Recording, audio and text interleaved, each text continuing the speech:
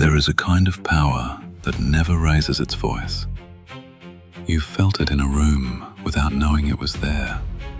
A meeting where the decision goes one way and everyone believes they chose it. A negotiation where the other side walks out convinced they won, and it takes them a month to notice what they gave away. That is the fourth dimension of power. Not the voice, not the body, not the cart.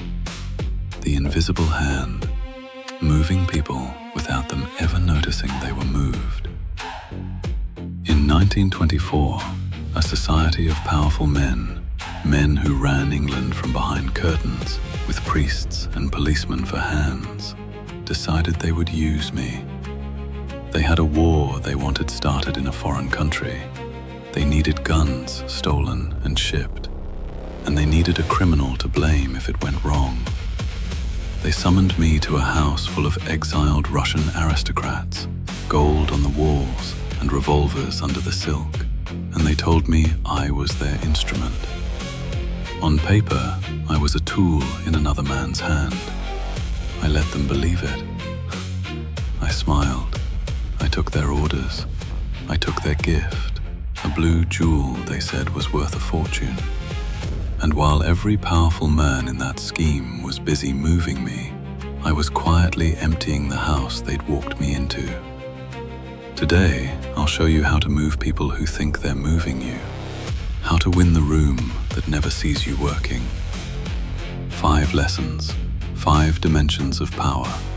How I speak, how I carry my body, how I dress, how I move people without them noticing, and how I command the one man who matters most, myself. I am Thomas Shelby, and this is my masterclass.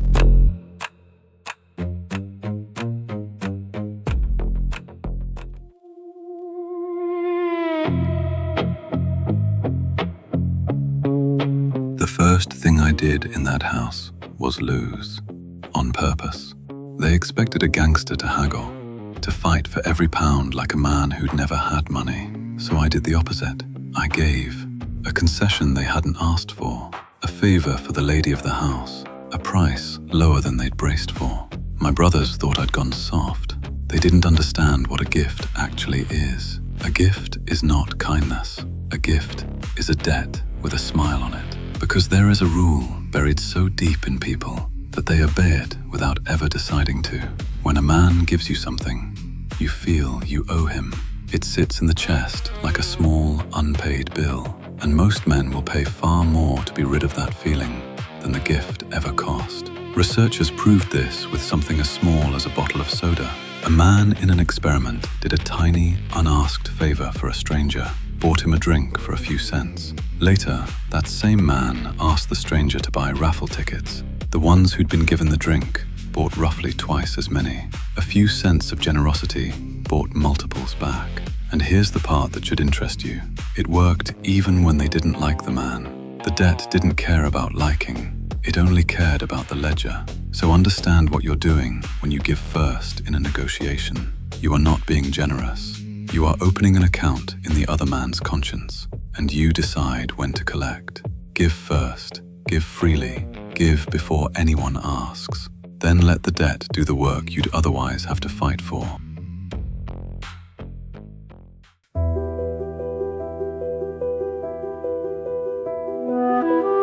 Now, the men behind this scheme had a plan, a detailed one, and they were very proud of it. So I let them keep it. Every move I actually wanted, I placed in their mouths. I asked questions I already knew the answers to and let them discover the reply. I hinted at a route, then fell silent and waited for the cleverest man in the room to propose it as his own. When he did, I frowned, as if I wasn't sure, and let him talk me into the very thing I'd walked in to do. By the end, the plan they were defending to the death was mine. They just had their names on it. There's a reason this works, and it's the most useful thing I'll tell you all week. A man will argue against your idea. He'll pick holes, find risks, protect his pride. But an idea he believes is his own, that he will defend like his own child. Psychologists call it self-persuasion, and they've found it beats direct persuasion nearly every time. When a man talks himself into a conclusion, it goes deeper, lasts longer, and survives pressure that would collapse anything you simply told him. The arguments a man generates himself are the ones he can't unhear. So stop trying to win people over with the force of your case. The harder you push, the harder the pride pushes back. Instead, build the road, then let them walk it thinking they drew the map. Ask, don't tell. Suggest, don't announce. Plant the seed, then hand them the credit for the harvest. The weakest word in negotiation is, I think. The strongest sentence you'll ever hear is the other man saying your idea back to you and calling it his.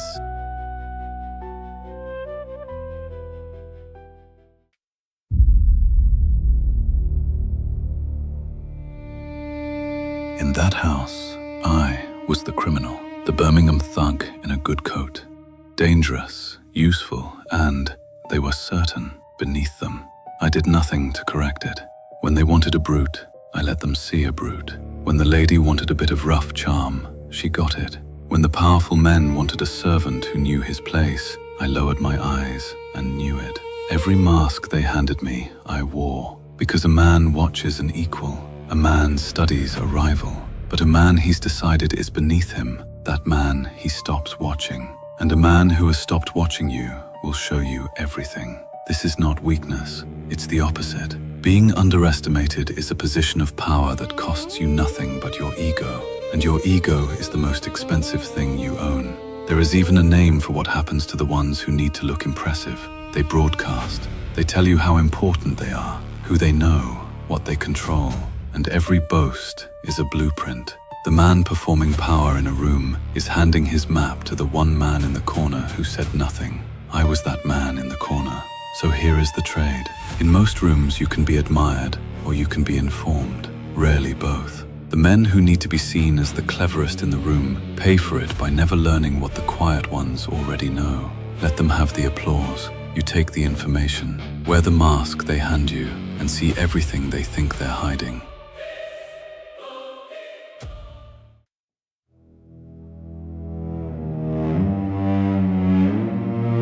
There was one man in that scheme I couldn't buy with a gift, couldn't flatter, couldn't fool.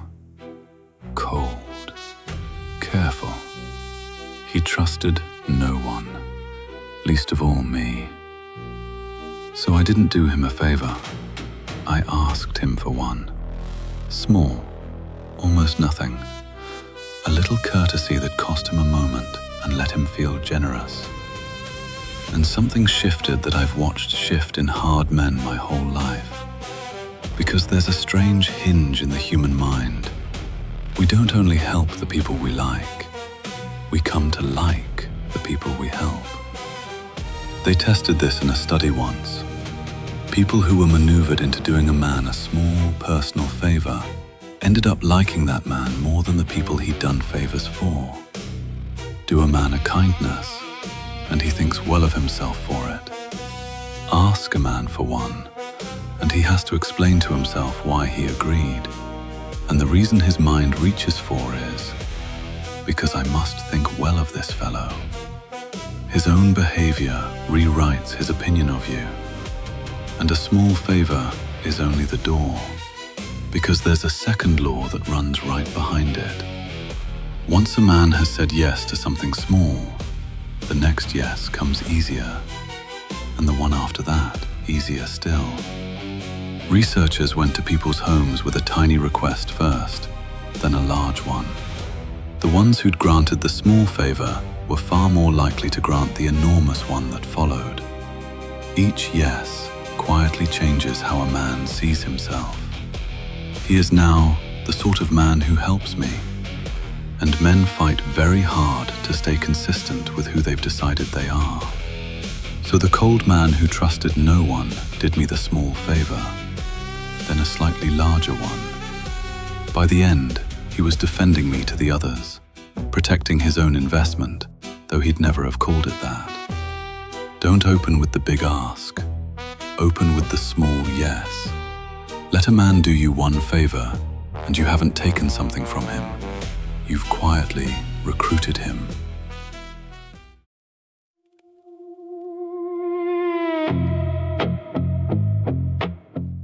And now for the final move, the one the first four were built for. While all of this was happening, the gifts, the borrowed plan, the mask, the favors, my men were digging a tunnel under the road, under the garden, toward the vault of the house I'd been so politely invited into. The whole loud, glittering scheme, the guns, the war, the aristocrats, the men from the shadows, every bit of it was noise.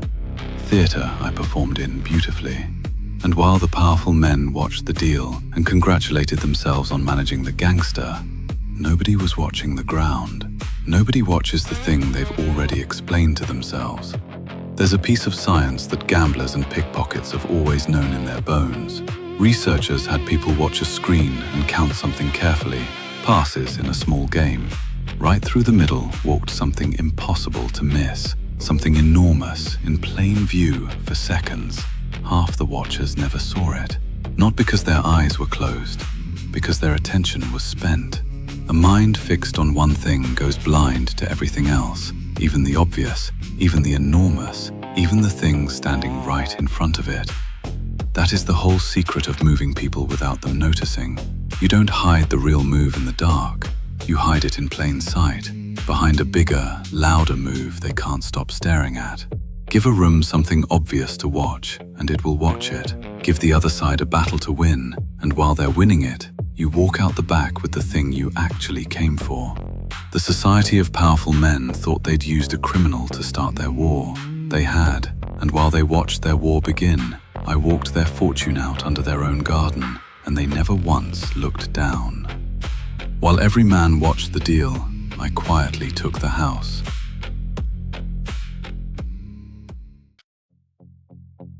That was the fourth dimension of power, the invisible hand. Not force, not volume. The quiet art of arranging a room so that men move exactly where you need them. And thank you for the privilege on the way past. But I'll give you the same warning I gave myself in that house, because it's the one that keeps a man alive. Every trick I showed you today points outward, reading other men, moving other men, winning other men. And a man who masters all of that, who can move a whole room and never be seen doing it, is still not free. Because there is one man left who can undo everything: yourself. I have moved kings and killers. The hardest man I ever had to command was the one in the mirror. Next up, part 5, the final dimension of my masterclass, how I command the one man who matters most: myself. It's the lesson every other lesson was built to earn. The full masterclass is in the playlist below. Watch it in order. It's built that way for a reason. And when the world makes you feel small again, come back here. This channel is where legends are studied, so men like you can become one, by order of the Peaky Blinders.